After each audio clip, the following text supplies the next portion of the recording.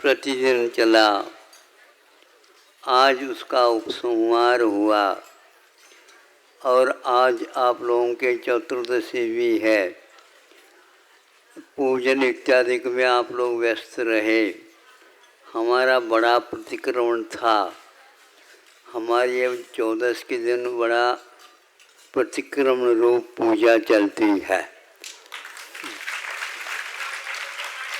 किए हुए दोषों का निर्मूलन करने के लिए प्रतिक्रमण की व्यवस्था हुई है। 10वें अध्याय में आपने संक्षेप में 10 सूत्रों के माध्यम से सुना। मोक्ष का कथन था। उसमें अंतिम सूत्र में एक निरंतर और शांतर 2 भेद होते हैं। शांतर का अर्थ अंतराल सहित होता है, निरंतर का अर्थ लगातार होता है। एक यदि शुद्ध होता है, दूसरे समय में शुद्ध होता है, कोई अंतराल नहीं पड़ा, तो इस प्रकार 108 लगातार शुद्ध हो सकते हैं। किंतु एक बात और थी, निरंतर में यदि अंतर पड़ जाता है तो एक समय के भी पड़ता है, एक 6 महीने का अंतराल पड़ता है। 6 महीने का अंतराल का अर्थ 6 महीने तक कोई भी मुक्त नहीं होंगे। और 108 का अर्थ ये होता है 108 मुनि महाराज की। तो ये एक प्रकार से 108 मुनि महाराज एक साथ सब गुणस्थानों को परिवर्तित करते हुए मुक्त हो जाते हैं। इसका नाम है अंतराल के बिना लगातार वो मुख मोक्ष को जाने का क्रम टूटता नहीं है। ये स्वाभाविक है। 6 महीने और इधर निगूढ़ से जो निकलते हैं भव्य जीव, उनके बारे में भी कहा गया है 6 महीने 8 समय में 608 ही, ऐसा है ना, 608 ही संख्या भव्य जीवों के वहाँ से निकलती है। यह हिसाब किताब जो कुछ भी है वो बना रहता है।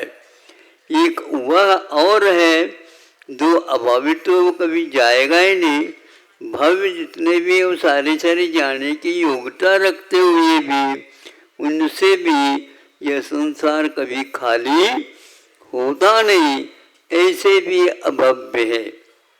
महत्वपूर्ण एक सूत्र था कि कौन से भाव जो आत्मा के हैं सिद्धावस्था में रहते हैं तो अवशमिक नहीं रहेगा, औदयिक नहीं रहेगा, क्षायोपशमिक भी नहीं रहेगा। ये सब कर्म संबंध रखने वाले भावों का कथन है। किंतु क्षायिक तो रहेगा, क्षायिक भाव रहेगा। केवल ज्ञानावरण का क्षय हुआ, केवल दर्शनावरण का क्षय हुआ, सभी प्रकार के ज्ञानावरण का अभाव होने के उपरांत ही, दर्शनावरण का भी अभाव होने के उपरांत ही केवल ज्ञान और केवल दर्शन रहते ही बने रहते हैं। किंतु एक और उन्होंने बताया भव्यत्व का भी अभाव होता है। अभाव्यत्व का तो दूसरा गुणस्थान ही जब नहीं होता, उपक्रम ही नहीं होता, तो सवाल ही नहीं उठता है। एक और बात इसमें ध्वनि निकलती है आदि शब्द से, जीवत्व का भी अभाव होता है। क्या हुआ?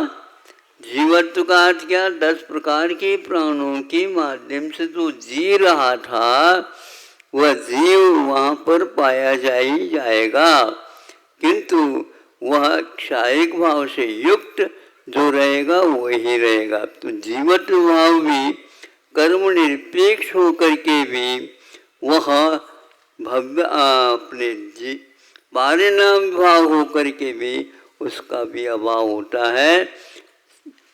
आध्यात्मिक ग्रंथों में इसको ऐसा कहा है, अशुद्ध पारिणामिक भाव का अभाव होता है, भव्यत्व भी अशुद्ध पारिणामिक भाव है, तो जीवत्व भी अशुद्ध पारिणामिक भाव है।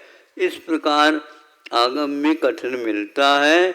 इसलिए सिद्धा न जीवा ऐसा एक सूत्र भी कर्म सिद्धांत में पाया जाता है।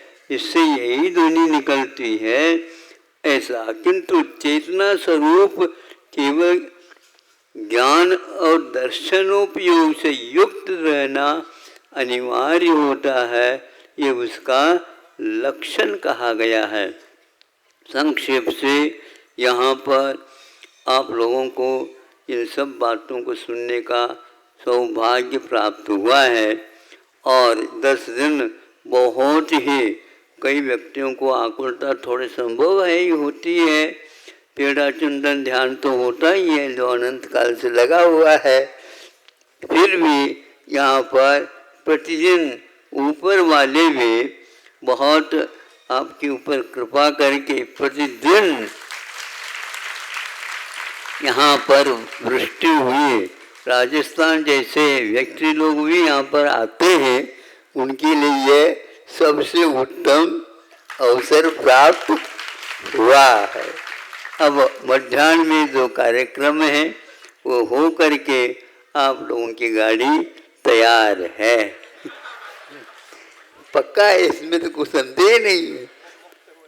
हाँ, मुक्त होने को पर्व से, पर्व के द्वारा मुक्त होते हैं, पर्व से भी होते हैं, दोनों भंग घटित हो जाते हैं।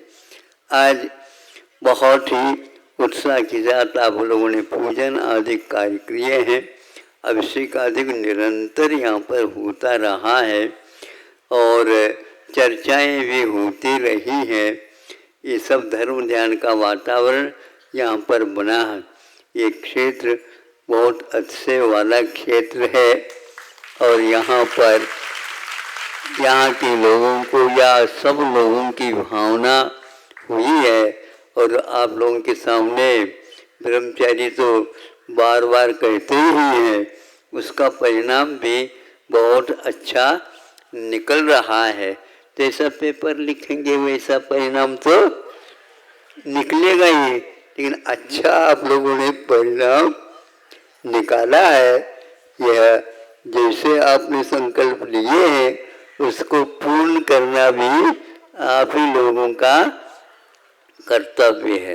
अहिंसा परमो धर्म की। चलो आचार्य